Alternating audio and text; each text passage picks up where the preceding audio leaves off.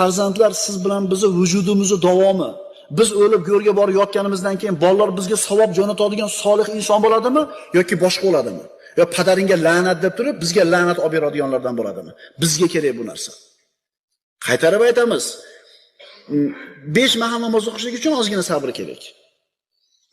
Bir oy Ramazon roza tutishlik uchun ozgina sabr kerak. Chunki bir oyda tugatdi. Haj uchun 3 kun amal. 3 kun sabr qilsangiz, ehnomdan chiqasiz, oddiy yuraverasiz. Ammo bola tarbiyasi, birodarlar, juda ham uzoq vaqt talab qiladi.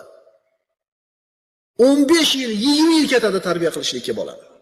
Lekin agar mana shu ishni uddasidan o'tsangiz, bilasizmi, mevasi qanaqa shirin bo'ladi. Bola 15 ga kirdi, 20 ga kirdi, bo'ldi, ishdan qutuldingiz, dunyo ishdan. Otam jannatim eshigi, onam jannatim eshigi bo'ladimi, ehtiyot qilishligim kerak. Dada siz ishlamay o'tiring, mana men o'zim topib kelib hamyoda qilaman dedi.